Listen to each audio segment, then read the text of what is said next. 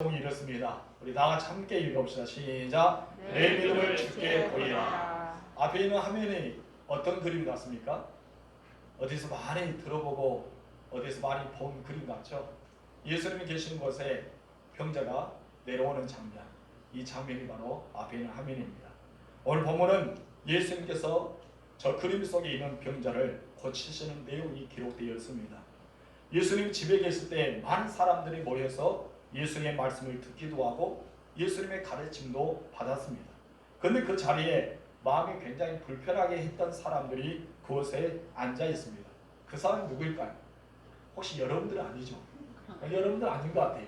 제 마음이 불편하게 하나도 없는 거 보니까. 그곳에는 바리새인과 율법 교사들이 그곳에 예수님과 함께 앉아 있었습니다. 이들은 유대 종교 지도자입니다. 끊임없이 자신들의 잣대로 사람들을 평가하고 자기들은 겉과 속이 다른 삶을 살아가면서 다른 사람을 질타하고 그들을 훈계하며 어쩌면 종교 지도자로서의 책임이 막강 가운데 그렇게 살아왔던 그 사람들 가리켜 이중의 인격자라고 예수님을 말하고 있습니다. 독사의 자식들하기도 하고 아니면 해치락 무덤과 같다라고 하면서 화 있을진저라는 책망을 들었던 사람들이 예수님 앞에 함께 앉아 있습니다. 이들은 왜 그곳에 앉아 있었을까요? 예수님의 말씀을 듣기 위해 앉아 있었을까요? 아니면 은혜 받기 위해 앉아 있었을까요? 여러분들은 왜 이곳에 앉아 있습니까? 주의 말씀을 듣기 위해 앉아 있습니다. 아멘. 네. 은혜 받기 위해 앉아 있습니다. 하나님 앞에 온전히 예배드리기에 앉아 있잖아요. 그런데 바리새인들과 이 율법 교사들은 그렇지 않았다는 것입니다. 그곳에 앉아 있는 이유가 예수님 말씀을 듣기 위해서도 아니고 은혜 받기 위해서도 아닙니다. 그냥 예수님을 비판하기 위해 예수님의 흥을 찾기 위해서 그곳에 앉아 있어요. 한마디로 그들은 여러 지역에서 파송을 받아서 예수님의 모든 삶을 조사하기 위해서 나왔던 파견된 사람들입니다. 그 사람들이 그곳에 앉아 있었어요. 여러분 이런 분위기, 여러분 정말 사악하는 분위기입니다. 그런데 예수님은 끊임없이 말씀을 가르치고 있습니다. 그런 것에 상관하지 않고 개의치 않고 예수님은 여전히 하신 대로 말씀을 가르쳐 왔습니다. 그 말씀의 은혜는 그곳에 가장 흘러 넘쳤을 것입니다. 그런 분위기 속에 예수님의 행한 기적은요 바로 두려움 자체였고 놀라움 자체였습니다. 이것을 26절에서 이렇게 말씀하고 있습니다. 우리 나가서 읽읍시다. 시작. 모든 사람이 놀라 하나님께 영광을 드리며 심히 두려워하여 이르되 오늘 우리가 놀라운 일을 보았다 하니라. 아멘. 여러분들 말씀을 들었던 이 말씀의 제목, 그리고 여러분들이 함께 읽었던 그 내용이 바로 사람들에게는 놀라움 자체였고 두려움 자체였습니다. 예수님은 지금 현재 바리새인과 율법교사와 수많은 사람들의 집에 있는 가운데 정말 생각지도 않은 그런 일들이 벌어졌습니다. 그 말씀의 은혜의 현장으로 여러분을 초대합니다. 우리 은혜를 들어가 볼까요? 자, 우리 첫 번째 말씀 다 같이 읽어볼까요? 시작. 예수님의 교회 부흥의 열쇠다. 아멘. 예수님의 교회 부흥의 뭐다? 열쇠다. 예수님만 계시면 교회는 부흥됩니다. 아멘. 예수님이 이곳에 임재하시고 예수님의 자랑이 나타나고 예수의 말씀하게 되고 예수의 행진이 나타나면 부흥되어 있다는 것입니다. 여러분 지금 이 사람들은 어느 집에 모여 있는 것이 중요할까요? 중요한 것이 아닙니다. 어느 집에 머무르었던 것이 중요한 것이 아니라 그곳에 예수님이 계셨다는 거예요. 어느 위대하고 크고 아름다우고 화려한 집이 아니에요. 궁궐도 아닙니다. 초라한 집도 아닙니다. 이런 집에 상관없다는 것입니다. 그곳에 예수님이 계시는 그 자체가 은혜가 되는 것입니다. 많은 사람들이 예수님 만나기 위해서 예수의 말씀을 듣기 위해서 그 집으로 몰려 들어왔습니다. 만약 우리 교회가 예수님이 이곳에 머리가 되시고 예수님이 이곳에 통치하시고 예수님이 이곳에 영광 가운데 임재한다면 우리 교회는 사람들이 몰려 들어오게 되었습니다. 아멘이십니까? 우리는 예수님을 주님으로 모셔야 됩니다. 예수님을 우리 왕으로 모셔야 됩니다. 예수님은 우리 교회의 주인으로 모셔야 될 줄 믿습니다. 여러분 그렇기 때문에 그곳에 많은 사람이 몰려 들어왔어요. 우리 마가복음 2장 2절 말씀 봅시다. 시작. 많은 사람들이 모여서 문 앞까지도 들어설 자리가 없게 되었는데 예수께서 그들에게 도를 말씀하시니 오늘 본문의 말씀 우리가 생각해 보면은 그곳에 예수님이 계시기 때문에 많은 사람들 몰려서 그들이 들어갈 자리 정도, 들어갈 틈도 없을 정도로 많은 사람들이 모여서 예수님의 말씀을 듣고 있다는 것입니다. 여기서 중요한 것은 왜 그 집에 많은 사람이 몰려 들어왔느냐 이것입니다. 왜 그 사람들이 왔을까요? 예수님을 만나기 위해서. 예수님의 말씀을 듣고 싶었어요. 예수님을 간절히 원하기 때문에 그들이 찾아왔습니다. 예수님 만나 말씀도 듣고 예수님 만나서 치료도 받고 그들이 온전하게 새로운 인생의 삶을 살기 위해 주님께 나왔습니다. 이것을 보면은 그때나 지금이나 변함없이 교회의 부흥의 열쇠는 예수님이라는 자체를 우리는 알 수가 있습니다. 사도행전 11장에 보면은 초대교회에 큰 환란이 다가왔습니다. 이제 큰 환란이 다가오자 예루살렘 한 교회에서 예배를 드리지 못했습니다. 한 곳에 예배를 드리지 못했기 때문에 그들은 자연스럽게 흩어질 수밖에 없었습니다. 이 평신도들은 사도들이 아닌 평신도들은 흩어져서 안디옥에 가서 주의 말씀을 증거하기 시작합니다.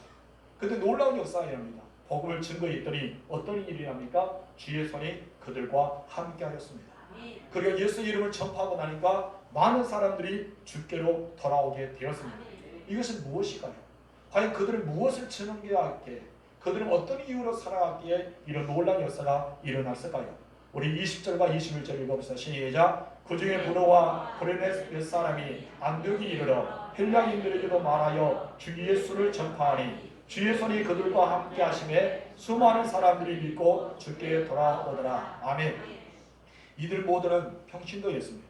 여러분과 같은 그런 평신도예요. 그런데 그들은 성경에 대해서 지식을 많이 가지고 있었을까요? 여러분 가지고 이 성경은 시간이 오래 지나고 나니까 구약과 신약을 우리가 하나님의 말씀으로 해서 성경 66권을 모았습니다. 그들 가지고 있는 성경은 바로 구약의 성경이었을 겁니다.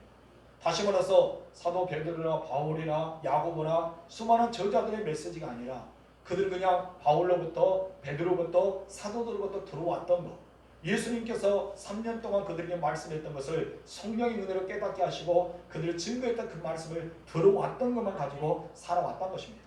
그렇기 때문에 그들은 성경에 대한 지식이 빠져가지 않았습니다. 성경에 대한 지식이 그렇게 놀라운 것도 아닙니다. 그들은 단지 예수님만 증거했습니다. 내가 만나는 예수님, 나를 만나주신 예수님, 내가 체험한 예수님, 예수는 어떤 분인가 거기에 대해서 증거했다는 것입니다. 이렇게 예수를 증거하려다 주님이 그들과 함께 하신 역사가 일어납니다. 그때 수많은 사람들이 믿게 되고요, 주께 돌아왔던 것입니다. 여러분 이것을 보면요, 복음은 단순합니다. 복음은 어떠하다고요? 단순한 거예요. 내가 예수님을 자랑하면 됩니다. 아멘. 내가 예수님을 증거하면 됩니다. 아멘. 내가 들어왔던 예수님에 대해서 알려주면 돼요. 구창하게 무엇인가 모르게 내 자랑하고 내 간증 이야기하고 이것이 복음이 아니라 바로 예수님을 자랑하는 것, 예수님을 나타내 보이는 것, 예수님을 증거하는 그 삶이 바로 전도란 것입니다. 이 사람들은 바로 흩어졌습니다. 너무나 심하게 핍박이 오자 그들은 흩어질 수밖에 없었습니다. 그래서 그들이 가는 곳은 안디옥까지 됩니다. 이 사람들이 있었기 때문에 여러분 안디옥 교회가 세워지게 된 거예요. 평신도에 의해서 세워졌습니다. 여러분 그 안디옥 교회가 어떤 교회인지 아십니까? 바울과 바나를 첫 번째 이방의 사도로 파송한 교회가 되었습니다. 만약 이 평신도들이 전도하지 않았다면, 이들이 복음을 증거하지 않았다면 안디옥 교회는 세워지지 않았을 것입니다.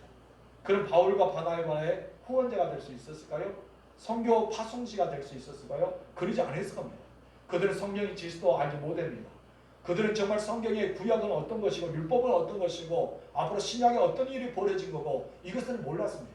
단지 그들이 들어왔던 예수님, 그들이 만나 주었던 예수님, 예수님을 통해 믿었던 예수님, 놀라운 역사가 일어났던 예수님만 증거했던 것입니다. 그래서 교회 부흥의 열쇠는 누구다? 예수님이시다. 목사도 아니고 여러분도 아닙니다. 오직 교회의 주인은 예수님 자체입니다. 그렇기 때문에 교회 부흥의 역사는 예수님이라는 사실을 기억하시기 바랍니다. 우리는 예수님만 증거하면 됩니다. 아멘이십니까? 예수님만 찬양하면 되는 거예요. 아멘. 예수님만 찬양하면 됩니다. 그럴 때 여러분 예수님이 교회의 머리가 되어주실 때 교회는 자연스럽게 부흥하게 되어 있습니다. 오늘 본문의 말씀 보면 어떠합니까? 예수님 계시는 곳에, 예수님 말씀이 있는 곳에 사람들이 모여들게 되었습니다. 저자 누가는 본문에서 예수님의 가르침보다는 치료의 능력을 저 중점을 주고 있습니다. 17절 하반절 말씀 읽읍시다. 시작. 병을 고치는 주의 능력이 예수와 함께 하더라. 아멘. 예수님과 함께 하신 것이 있는데 무엇이라 했습니까? 병을 고치는 주의 능력. 이스라엘 몸이 아픈 모든 성도들이 주의 능력이 함께 하심으로 치유의 역사가 일어날 주님으로 출보합니다. 여러분 이 말씀을 읽으면서 궁금한 점이 있죠. 궁금한 점. 어떻게 저런 말씀이 있을까? 여러분 그 궁금한 점 없습니까? 예수는 누구십니까? 하나님이십니다. 예수는 전지전능하십니다. 무소부지하십니다. 못한 일이 없습니다. 그런데 예수님에게 뭐가 함께 했던가요? 병 고치는 주의 능력이 예수와 함께 했다는 것입니다. 여러분, 이 말씀을 통해서 우리는 다시 한번 생각해 보아야 됩니다. 여러분, 이 병을 고치는 능력이 예수님과 함께 하셨을까요? 예수는 하나님 자체예요. 말씀하시면 되는데 예수님은 하나님이시지만은 이 땅에 내려오면서 하늘 보좌를 다 버리고 오셨습니다. 이 땅에 오셔서 하나님과 동등됨을 취함을 여기지 않았기 때문에 인간의 몸으로 입고 이 땅에 오셨습니다. 그렇기 때문에 예수님께 필요했던 것은 무엇입니까? 능력이 필요했습니다. 그 능력이 예수님께 필요했다는 것입니다. 그럴 때 하나님의 능력이, 성령의 능력이 예수님과 함께 하셨기 때문에 그 일을 가능하게 했던 것을 보게 됩니다. 이 사실을 알기 위해서요, 우리 누가복음 3장으로 돌아가야 됩니다. 3장에 보면은 이런 말씀이 있습니다. 21절 22절 읽어봅시다. 시작. 백성이 다 세례를 받을새 예수도 세례를 받으시고 기도하실 때에 하늘이 열리며 성령의 비둘기같이 형태로 그의 위에 강림하시더니 하늘부터 소리가 나기를 너는 내 사랑하는 아들이라 내 아들을 기뻐하였노라 하시니라. 아멘. 예수님께 다른 사람들도 동일하게 세례를 받으셨습니다. 예수님은 그것을 세례 받으시면서 예수님 하시는 행동이 있었어요. 세례를 받으면서 무엇을 하셨습니까? 기도하셨습니다. 예수님은 무엇을 하셨다고요? 기도하셨습니다. 그전에는 예수님께서 어떤 능력을 나타냈다는 소리도 없습니다. 그전에 병자를 고쳤다는 소리도 없습니다. 그 중에는 30년 세월은 가정에서 아버지와 어머니와 형제들과 함께 목수의 일을 도와주면서 살아왔던 평범한 인간의 삶을 살았습니다. 여러분, 요단강에서 세례를 받으실 때 예수님께 기도할 때 능력이 임하게 되는 역사가 일어나게 됩니다. 여러분, 예수님의 세례를 받을 때 기도했어요. 어떤 기도했습니까? 바로 주의 영광을 나타내는 기도를 했겠죠. 아니면 아버지의 때를 나를 통해 나타내 보이라고 말씀했는지 모릅니다. 아무튼 예수님 기도합니다. 기도했더니 어떤 역사가 일어납니까? 하늘이 열리게 되었습니다. 아멘. 예수님이 기도할 때 무슨 일이 일어났다고요? 하늘이 열렸어요. 두 번째 어떤 일이 일어납니까? 성령의 비둘기 형체로 예수님 위에 강림의 사건이 일어납니다. 50년 마가의 다락방에서 초대교회 성도들 열심히 기도합니다. 예수를 승천한 뒤에 10일 동안 전심으로 한 곳에 모여서 기도할 때 어떤 일이 일어납니까? 성령이 감 사람의 머리 위에 임하기 시작합니다. 불덩어리가 보인 거예요. 큰 진정이 일어나면서 그들에게 하나님의 성령이 임재하심이 나타납니다. 이것처럼 예수님을 세례받을 때 비둘기 형상의 모형을 예수님 위에 임하셨다고 말합니다. 그래서 세 번째로 어떤 일이 일어납니까? 예수님이 기도하고 계실 때 하늘로부터 소리가 납니다. 하나님의 음성이 들렸다는 거예요. 어떤 음성입니까? 이는 내 사랑하는 아들이라 내 기뻐하는 자라는 소리입니다. 여기서 우리는 성부, 성자, 성령 삼위일체 하나님을 동시에 보여주는 나타내 보이는 모습을 발견할 수 있습니다. 예수는 성령의 기름부심을 받고 나서부터 이제 본격적으로 사역하기 시작합니다. 여러분, 이런 것이 있기 전에는 예수는 사역하지 않았습니다. 바로 세례 받으시고 기도할 때 이런 성령의 임재하심을 경험한 뒤에 사역이 들어갑니다. 그렇다면 구원받은 우리들, 하나님께서 예수 이름으로 보냄을 받은 우리들, 여러 가지 귀한 사역을 감당하는 우리들은 과연 어떻게 해야 될까요? 우리들도 성령을 받아야 할 줄 믿습니다. 내가 성령의 기름을 받아야 돼요. 성령의 능력을 받아야 됩니다. 그래야지만 주의 일을 할 수 있는 것입니다. 예수님도 성령의 권능을 받고 세상에 나가서 사역을 했던 것처럼 우리에게도 독일어 말씀입니다. 너희도 성령의 권능을 받아서 땅끝까지 이르러 내 사역을 감당하는 것이요. 우리 사도행전 1장 8절 말씀 읽읍시다. 시작.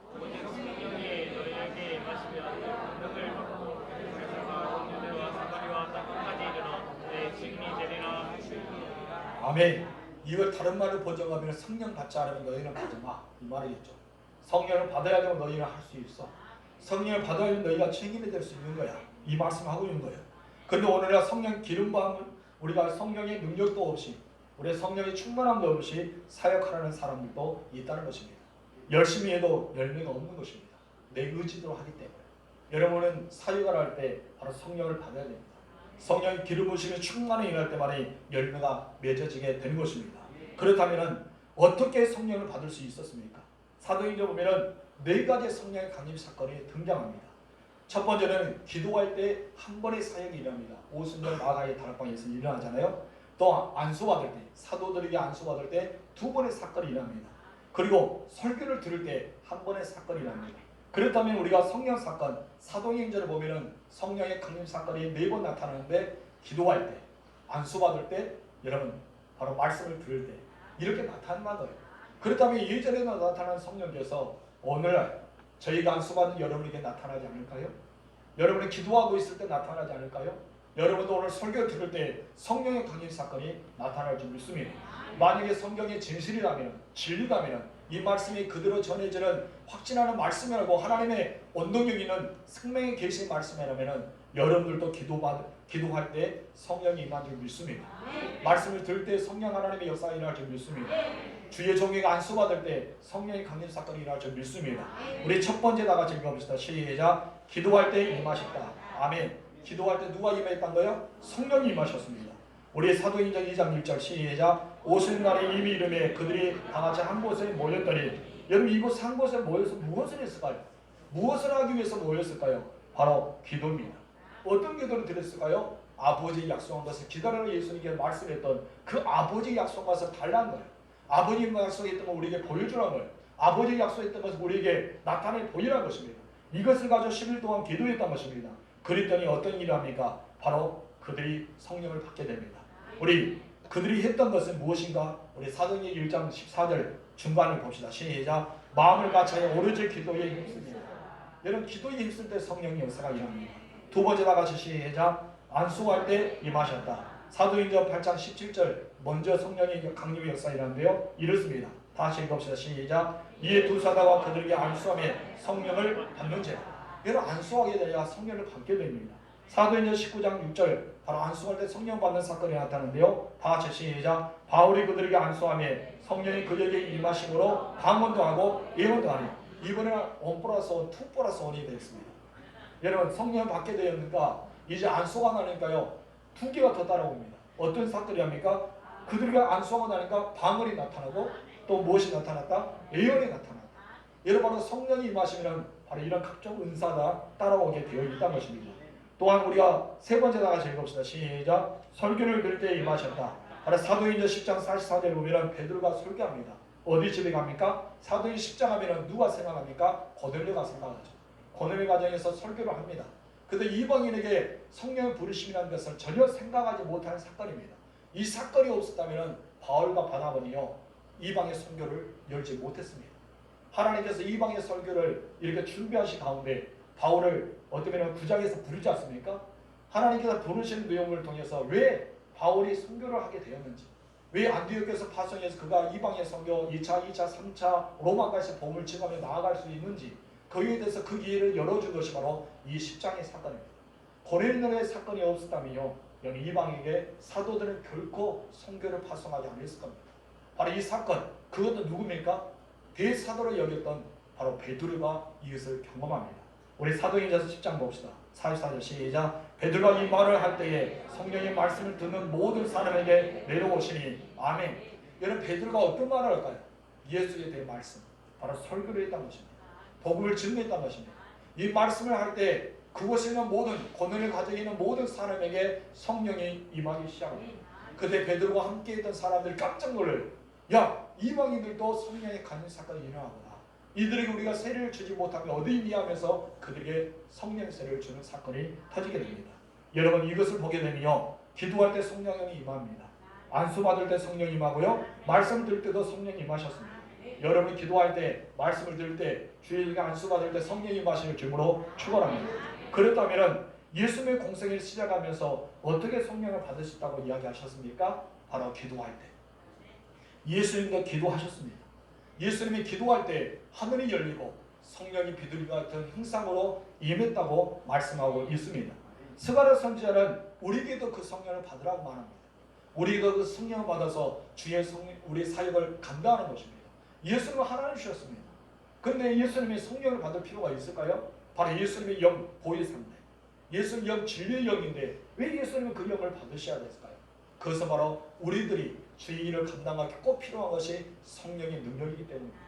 내가 주의 일을 감당하기 위해서 성령의 능력이 입혀야지만 그 사역을 감당할 수 있기 때문입니다.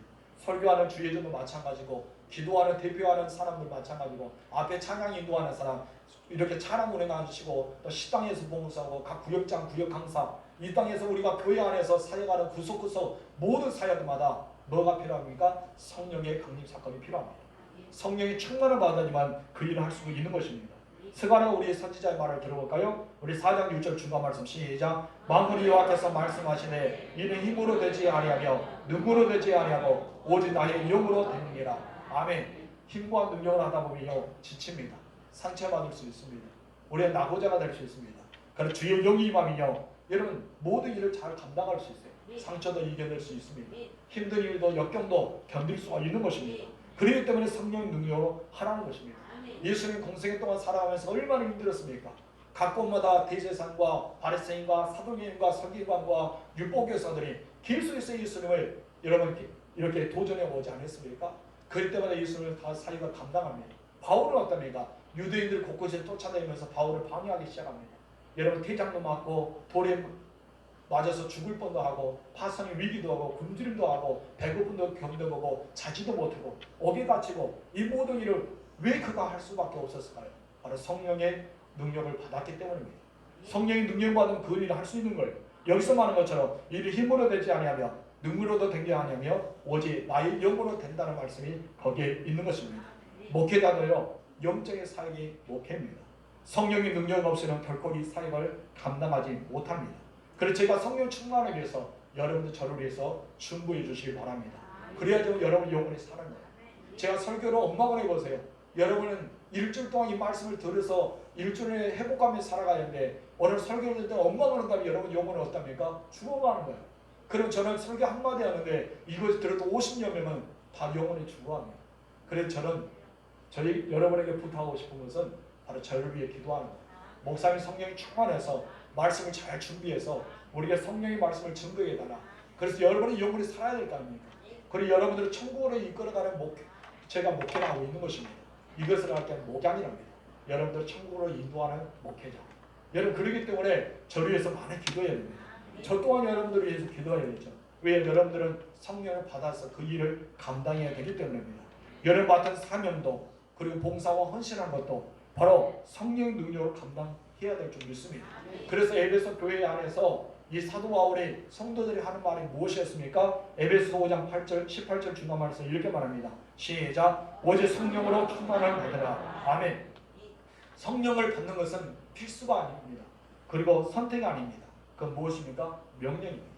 주의 사역을 감당하는 사람, 예수 믿는 사람은 성령을 받아야 됩니다. 이것은 예수님께서 우리에게 주시는 그 은혜입니다. 그리고 복 자체입니다. 여러분 성령 충만을 받으시기 주님으로 출발합니다. 예수님은요 성령의 은혜를 받고 나서 40일 동안 마귀에게 시험을 받습니다. 근데 마귀에게 이겨요. 승리하십니다. 왜 이길까요? 성령의 능력이 있기 때문에 이기셨습니다. 그리고 나서 성령의 이끌을 받아서 어디로 갑니까? 다시 갈릴리로 돌아가십니다. 그런데 예수님이 돌아가다니까요 예수님 자체가 그곳에 왔습니다. 예수님을 가려고자 예수님의 소문이 그 갈릴리 지역에 퍼지기 시작합니다. 여러분 왜 퍼졌을까요? 이런 생각이 어떻게 생각되십니까? 예수님 왔어요. 예수님 그 전에는 귀신을 쫓아내지 않고 병들을 고치지 않고 여러분 그냥 예수님은 그 생활을 했습니다. 아버지 도와 목수 일을 했단 거예요. 근데 단지 하나의 특별한 것은 세례 요한이 내 뒤에 오신 일은 내가 신발 끈도 풀기에 감당하지 못한다. 이 예언만 하였지 다른 예수님의 특별한 것은 없습니다. 그런데 예수님의 성령의 능력을 받고 갈릴리로 돌아가게 되자 수많은 사람들이 예수께로 모여들기 시작합니다. 이것은 어떤 능력일까요? 바로 성령의 능력이라는 것입니다. 우리의 성령의 능력은요 말로 표현할 수 없는 것입니다. 가는마다 예수님을 만나기 위해서 모여 들어왔습니다. 누가복음 4장 14절 말씀 시작. 예수께서 성령의 능력으로 갈릴리에 들어가시니 그 소문이 사방에 퍼졌고 아멘. 사방에 퍼졌다는 것입니다. 여러분 예수님의 공생애 동안 성령의 사역을 감당했던 것처럼 여러분들도 예수님에 대한 소문을 퍼뜨리는 주의 백성 되기를 주로 축복합니다. 예수님의 소문이 퍼져야지만 그의 붕의 역사가 일어납니다. 그러기 위해서 먼저 내가 성령을 받아야 돼요. 내가 성령을 받아야지만 그 길을 사역할 수가 있는 것입니다. 이것이 바로 교회의 열쇠는 바로 부흥일을 쓰는 예수다. 바로 예수님께서 오늘 본문에서도 한 가정에 머물렀습니다. 많은 사람들이 모여고 그 중에 병을 고치기를 원했던 사람, 예수님의 가르침을 원했던 사람, 진료들도 있었답니다. 아니 예수님은 어떻게 흠을 잡기 위해서 파견되어서 바리새인과 율법 교사와 서기관들이 앉아 있었습니다. 그런 가운데 예수님께서는 성령의 능력으로 병든 자를 치료하는 사건이 본문에 나왔던 것입니다. 그것을 이야기하기 위해서 제가 먼저 교회 부흥의 열쇠는 예수님입니다. 소문을 듣고 일상에 모여있다는 거예요. 예수님의 소문을 듣고 그 많은 사람들이 그 가정에 모여있다는 사실을 오늘은 본문을 통해서 알 수가 있습니다. 두 번째, 우리 다 같이 읽읍시다. 시작. 중풍병자를 메고 온 사람들이다. 두 번째는 어떤 사건이합니까? 중풍병자를 메고 온 사람들이 소개됩니다. 오늘 본문에서는 중풍병자는 전신 마비의 상태였던 것 같습니다. 그가 스스로 오기가 어려울 정도로 전신 마비, 이렇게 중풍에 심하게 걸렸던 사람이에요. 그러지 않았으면 한 명이 이렇게 부축해 오든지 자기가 쫄뚝쫄뚝해서 어떻게 오든지 해야 되는데, 여러분, 자기가 스스로 올 수 없을 만큼 그런 전신 마비가 되었던 사람입니다. 한마디로 완전히 중증 환자 중에 하나였습니다. 그 사람이 4명의 친구에게 침상채 예수님께로 나오게 됩니다. 여러분, 우리 본문 18절 말씀 시작. 한 중풍병자를 사람들이 침상에 밀고 와서 예수 앞에 들어놓고자 하였으나, 여러분, 사람들이 밀고 왔는데 그곳에 사람들이 많이 있어요. 예수님 왔다면 소문이 퍼집니다. 소문이 퍼지니까 예수를 만나고 싶어서 엄청 많은 사람들이 오지 않습니까? 그 많은 사람들이 있는데 그곳에 들어갈 틈이 없을 정도로, 그 사람이 밀고 왔는데 들어갈 수 없을 정도로 많은 사람이 옵니다. 그런데 이 4명의 친구들은 어떻게 했을까요? 포기했을까요? 아닙니다. 지붕으로 올라가기 시작합니다. 그런 지붕의 기아를 벗기기 시작합니다.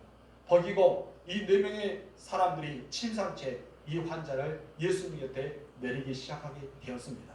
우리 19절 말씀 시작. 무리 때문에 밀고 들어갈 길을 얻지 못한지라 지붕에 올라가 기아를 벗기고 병자를 침상채 무리 가운데로 예수 앞에 달아 내리니.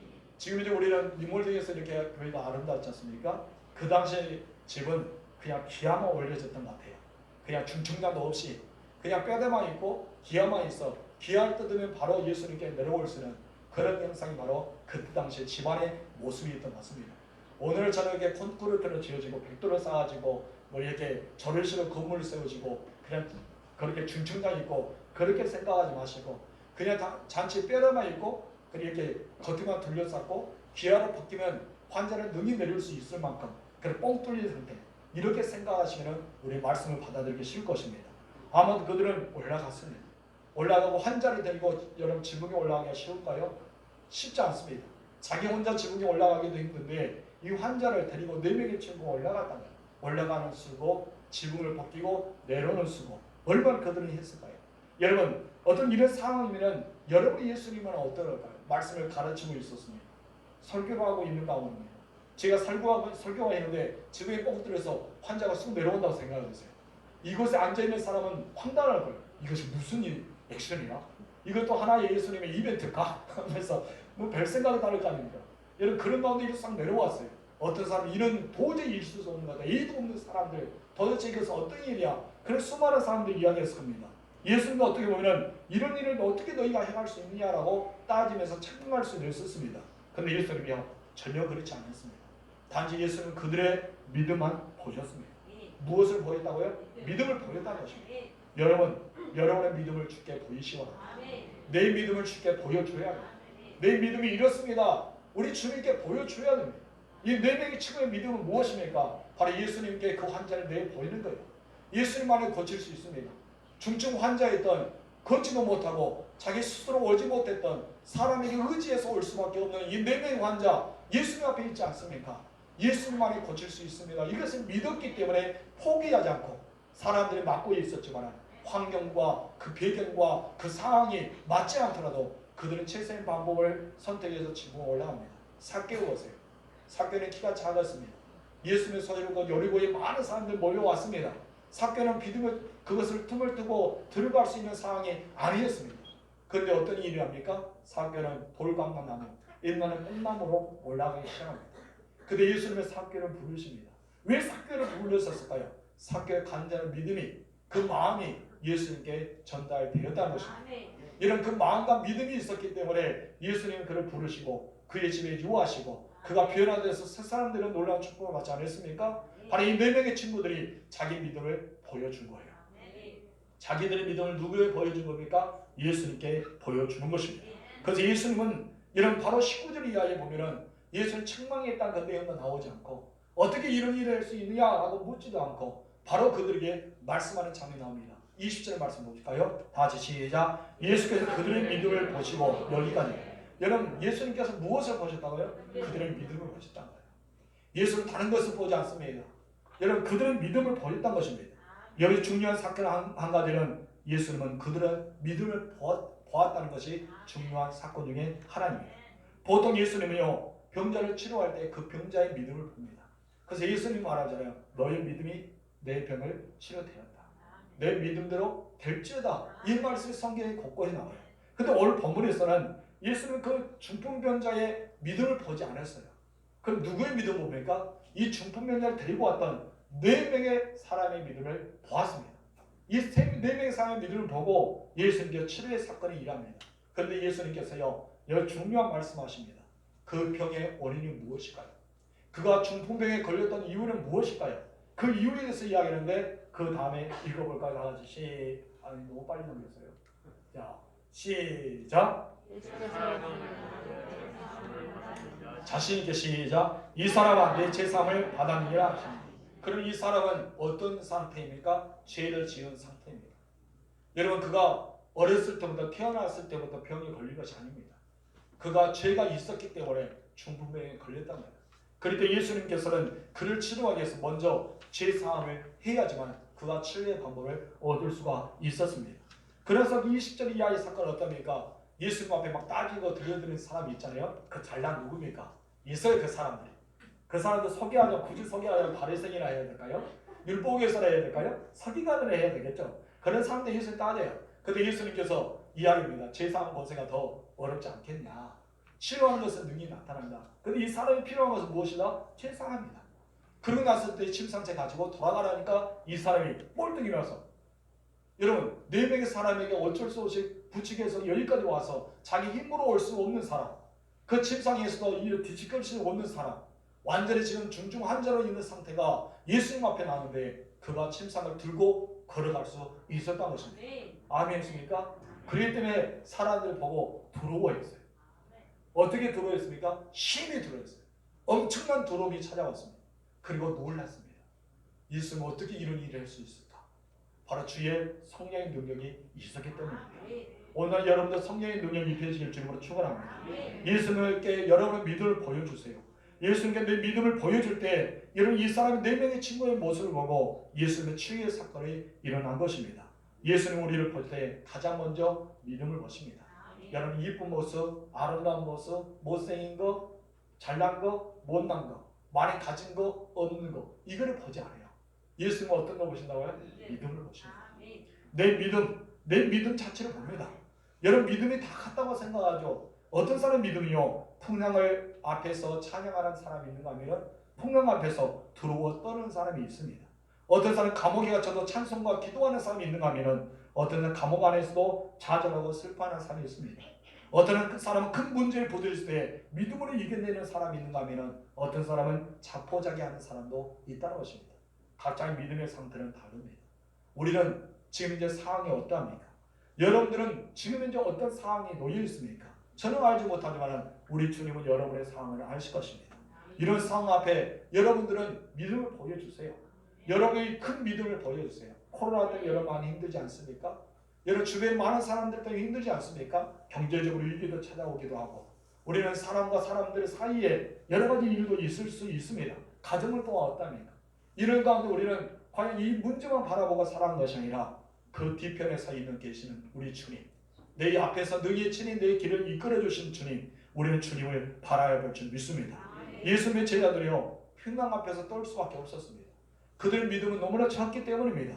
그래서 예수님 앞에 책망을 들을 수밖에 없었어요. 우리 마태복음 볼까요? 8장 26절 말씀 시작. 예수께서 이르시되 어찌하여 무서워하느냐 믿음이 작은 자들아 하시고 거 일어나서 바람과 바람을 꾸짖으시니 아주 잔잔하게 되거늘. 예수님의 치유의 사건이요 뒤의 사건입니다. 예수님의 기적을 행하는 것 풍랑과 바람을 잔잔하게 사건도 뒤의 사건이에요. 가장 먼저 예수님 보신 것은 무엇입니까? 4명의 사람의 믿음을 보셨습니다. 오늘 여기서도 무엇입니까? 제자들의 믿음 적은 것을 보셨습니다. 여러분 예수님은 이렇게 믿음을 보신 거예요. 믿음을 보시고 책망하시든지 믿음 보고 그 일을 행하든지 믿음 보고 그 일을 행하시는 것을 보게 됩니다. 여러분들 어떠합니까? 우리는 어떤 일을 행한 것보다 어떤 일이 나타난 것보다 무슨 기적을 만난 것보다 더 중요한 것이 있는데 그것이 무엇입니까? 믿음입니다. 여러분 인생의 풍랑이 다가오더라도 여러분 믿음으로 이겨내시기 바랍니다. 믿음을 보여주기를 주님으로 축원합니다. 우리 로마서 12장 3절 말씀 시작. 내가 내게 주신 은혜로 말미암아 너희 각 사람에게 말하노니 마땅히 생각할 그 이상의 생각을 품지 말고 오직 하나님께서 각 사람에게 나누어 주신 믿음의 분량대로 지혜롭게 생각하라. 아멘. 사람들이 인생을 이렇게 풍랑을 만나게 되면요, 그 문제만 바라봅니다. 그리고 문제를 바라보고 그냥 이 문제만 바라보고 끝나는 것이 아니라 그 문제 안에서 내가 다른 생각으로 이 문제 하나를 더 크게 만듭니다. 이것은 어떤 것이라고요? 바로 생각 이상의 생각을 더 품는 거예요. 이 하나의 문제를 가지고 더 막 파고들기 때문에 이 문제가 점점 커지게 됩니다. 여러분 눈이 많은 지역이에요. 조금이나 이 야구만 하는 그 눈덩어리가 산에서 쭉 굴러옵니다. 이 굴러온 상태는 어떻습니까? 그들의 이 중원한 야구만 하는 것이 밑에 떨어질까요? 아닙니다. 점점 눈덩어리가 커집니다. 이것이 바로 우리의 문제입니다. 생각 이상의 그것을 품어서는 안 되는데 그 문제 하나 가지고 또 생각하고 또 생각하고 또 생각합니다. 전혀 일어나지 않은 것까지 염려하고 생각해서 더 많은 것을 가지고 염려하고 더 근심하기 때문에 문제가 더 커지게 되는 것입니다. 여러분 문제를 보지 마십시오. 그것을 해결할 수 있는 주님을 바라보십시오. 우리 인생의 풍랑을 맞이할 수 있습니다. 어느 누구든 인생의 풍랑을 경험할 수 있습니다. 그런데 그 풍랑만 바라보지 말라는 거예요. 주님을 바라보세요. 베드로가 물에 빠질 수 있습니다. 그 물에 빠진 것만 바라본 것이 아니라 베드로는 누구께 바라봅니까? 주님, 나를 구원해달라는 거예요. 예수는 그의 믿음 없는 것을 책망하셨지만 이렇게 세우셨습니다. 전문에 읽었지만 풍랑이 너무 거세자 배가 침몰하기 위기에 예수님을 깨우셨습니다. 그런데 예수는 믿음 적은 자로 책망하시고 나서 그 인생의 뒷변을 예수님이 기적을 베풀어 주셨습니다. 여러분 오늘 네 명의 사람이 중풍병자 데리고 왔습니다. 그 환자를 책망한 것이 아닙니다. 예수는 그들의 믿음을 먼저 보시고 치유의 능력이 나타났습니다. 그렇기 때문에 우리는 여기서 발견할 수 있는 것은 예수는 언제나 우리들을 평가하는 것은 바로 믿음을 보시고 평가한다는 것입니다. 따라합시다. 하나님의 평가의 기준은 믿음이다. 아멘. 하나님의 평가의 기준은 무엇이다고요? 믿음입니다. 그럼 하나님의 기도 응답의 그 기준은 무엇일까요? 믿음이겠죠. 기적을 나타내는 것도 믿음입니다. 오직 믿음이란 말이에요. 믿음만이 이겨낼 수 있기 때문입니다. 우리 마태복음 8장 10절 말씀 다 같이 읽어봅시다. 시작. 예수께서 들으시고 놀랍게 여겨 따르는 자에게 이르시되 내가 진실로 너희에게 이르노니 이스라엘 중 너희 아무에게도 이만한 믿음을 보지 못하느니라. 아멘. 예수님은요 하나님의 입장에서 바라보았습니다. 그가 부자이든지 애모가 좋든지 가문이 훌륭하든지 이것을 보지 않았습니다. 예수님 보는 거죠. 그것이 중요하지 않았기 때문에 예수님은 오직 믿음을 보십니다. 오늘 본문의 말씀도 그렇습니다. 믿음을 보셨답니다. 여러분 이 믿음을 보기 때문에 예수는 그 다음에 사역을 행할 수 있습니다. 마지막 때도 마찬가지예요. 마지막 때 여러분의 무엇을 보입니까? 믿음 보여요. 여러분 믿음을 주께 보이십시오. 아멘. 따라합시다. 내 믿음을 주께 보일 때가 왔다. 우리 누가복음 18장 8절 중간 시작. 그러한 인자가 올 때에 세상에서 믿음을 보겠느냐 하십니다. 여러분 믿음을 보겠느냐 말합니다. 여러분은 믿음을 본다는 거예요. 아멘. 지금 이제 마지막 때에 다가왔습니다. 여러분 코로나 700 때문에 지금 이제 위기의 상황이 오셨습니까? 나중에 더 큰 위기가 찾아올 수 있다고 생각하지 않습니까?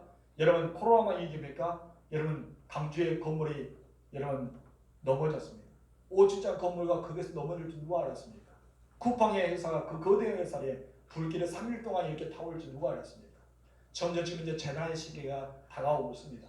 굶주림과 가난과 질병과 전염병과 수많은 조건들이 하나씩 생깁니다. 이럴 때 여러분 미래를 준비해야 되지 않을까요? 여러분 미래를 어떤 것을 준비합니까? 천국 갈 준비해야 됩니다. 아멘. 천국 갈 준비해야 돼요. 그때 천국 갈 준비하기 위해서 여러분 무엇을 보이라는 것입니까? 믿음을 보이라는 거예요. 내 믿음을 보겠다는 것입니다. 네가 어떻게 신앙생활하는 것이 이것이 중요하지만 그보다 중요한 것은 너의 믿음이다 이것을 말씀하고 있습니다. 그래서 하나님의 기준은 언제나 믿음이라는 것입니다. 하나님이 우리를 볼 때 믿음이 큰지 믿음이 작은지 이것을 보고 평가합니다. 우리 마태복음 15장 28절 시작. 이에 예수께서 대답하여 이르시되 여자여 15장 28절 26절 나왔어요? 28절에 제가 읽어드릴게요. 이에 예수께서 대답하여 이르시되 여자여 내 믿음이 크도다 내 소원대로 되리라 하시니 아멘. 여기서 말씀 무엇이요? 내 믿음이 크도다. 이 여자에게 내 믿음이 크다라고 말합니다. 분명히 예수님께서는 오늘 본문의 중병 환자를 고칠 때도 그의 친구들 믿음을 보셨습니다. 우리 20절 본문 말씀 시작. 예수께서 그들의 믿음을 보시고 이르시되 이 사람아 내 제사함을 받았느니라 하시니라. 아멘. 그들에게 믿음을 보였다는 것입니다. 여러분 언제나 예수님께서는 그 사람 믿음을 보고 죄를 용서하시고 믿음을 보고 그들의 병을 치료해 주었습니다. 하나님의 기준은 믿음입니다. 에어컨 껐나요? 제가 좀 많이 덥네요. 에어컨 좀 틀어주세요. 네, 에어컨 웬만하면 끄지 마시고요. 추우신 분은 좀 이렇게 옷을 가지고 오셔서 좀 이렇게 덮어주시면 감사하겠습니다. 네. 그리고 예수는 언제나 믿음 보시고 그들의 평가의 기준을 이렇게 선택합니다. 하나님은 여러분의 믿음을 보십니다. 언제나 여러분 믿음을 주께 보이실 줄로 축원합니다. 그래서 우리에게 늘 말씀한 것은 너희는 두 주인을 섬길 수 없다. 너희는 한 주인만 섬겨야 된다. 이것을 말씀하면서 예수님께서 마태복음 6장 24절에 이렇게 말씀합니다. 다 같이 읽읍시다. 시작. 한 사람의 두 주인을 섬기지 못할 것이니 혹 이를 미워하고 저를 사랑하거나 혹 이를 중히 여기고 저를 경히 여김이라. 너희가 하나님과 재물을 겸하여 섬기지 못합니다. 아멘. 이처럼 성경에서는 이 땅에 살아가는 사람들이 두 주인을 섬길 수 있다는 말입니다. 더 이상 말하지 않고 두 주인이라 말합니다. 그 두 주인은 무엇일까요? 자, 넘겨주세요. 자, 첫 번째는 무엇입니까? 하나님. 두 번째는 암몬이라는 물질. 우리는 하나님과 암몬은 물질입니다. 여러분 누구를 섬기고 있습니까? 하나님을 섬기고 있습니까? 암몬이라는 물질을 섬기고 있습니까? 우리는 이 물질을 보게 되면 이 물질은 영적이라는 것을 알 수 있습니다. 바로 이 물질에 관해서 우리는 섬김에 있어서 나아갈 때가 얼마나 많습니까? 그 중에 하나가 내 인생의 주인이 누구냐에 따라서 내가 온전한 11조를 드리느냐 그렇지 않느냐 차이가 있습니다. 여러분 온전한 물질의 주인은 누굽니까? 하나님을 여기면 그에 대한 11조를 하나님께 드릴 수 있는 것입니다. 그러나 그것이 아니라 암몬의 주인으로 물질의 주인을 생각하며 그 들기가 어렵습니다. 여러분의 인생의 주인은 누구십니까?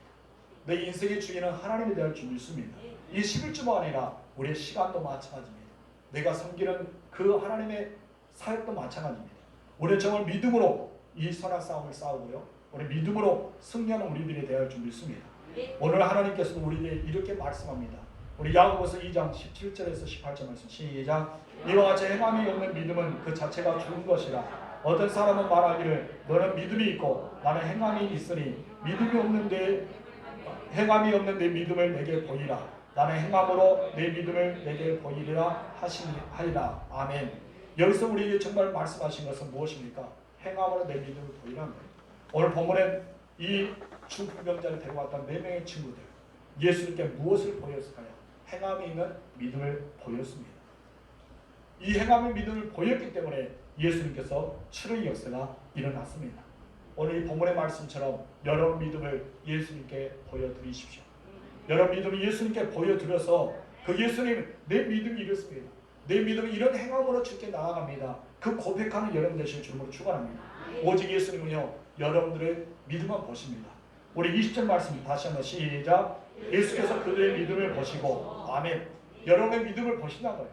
오늘 여러분의 믿음을 보여줘서 하나님의 위대한 일을 행하시는 여러분 되실 줄로 축복합니다. 기도하겠습니다. 참 좋으신 나의 하나님 아버지 감사합니다. 하나님 진짜 나의 믿음은 숨길 수가 없습니다. 성경에서 아는 것도 아니고 믿음은 철학과 관념과 사상도 아닙니다. 내가 오랫동안 신앙생활에서 교회 출석한 것도 아닙니다. 믿음은 확신이고 믿음의 행함이라고 말씀하셨습니다. 내가 예수를 믿는 지가 얼마 됐는 것이 중요한 것이 아니라 지금 내가 예수를 믿고 있냐 이것입니다. 오늘 본문에서 전혀 있을 수 없는 상황이 벌어졌습니다. 바로 4명의 친구가 중증 환자였던 이 중풍병자를 데리고 예수님께 나왔던 것입니다. 그에게는 장애물도 있었습니다. 예수님께 나아가지 못한 상황도 벌어졌습니다. 그래 그들은 포기하지 않고 그들의 믿음을 행동으로 옮겼을 때 예수님은 그 믿음을 칭찬하시고 그 중풍병자를 치료한 사건을 우리가 배우게 되었습니다.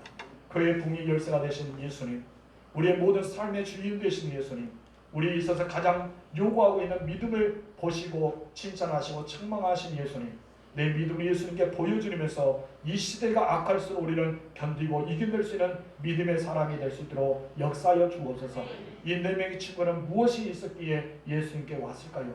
그들의 믿음이었습니다. 오늘 이 시대에 살아가는 우리들이 믿음을 예수님께 보여드려서 더 큰 일을 감당할 수 있는 주의 믿음의 사람이 될 수 있도록 역사하여 주시고, 내 믿음으로 확신과 행함을 나타내 보이는 주의 백성들이 되게 하옵소서. 하나님, 이 시간 몸이 연약한 성도들이 믿음을 주께 보임으로 저들 육체가 치유되게 하여 주시고, 저들을 구원하신 가운데 하나님께 더 영광 돌리는 주의 친 백성들이 될 수 있도록 역사하옵소서. 믿음이 이긴다 했습니다. 오직 믿음으로 이겨내는 주의 백성들이고 한 주간 또한 승리하는 하나님의 사람들이 되게 하옵소서. 오늘 주께서 말씀합니다. 내 믿음을 나에게 보이라. 내 믿음을 내게 보이라고 말씀하십니다. 우리의 믿음을 주께 보여드리는 주의 백성들이 되게 하옵소서. 우리 구주 예수님의 이름으로 기도하옵나이다. 아멘.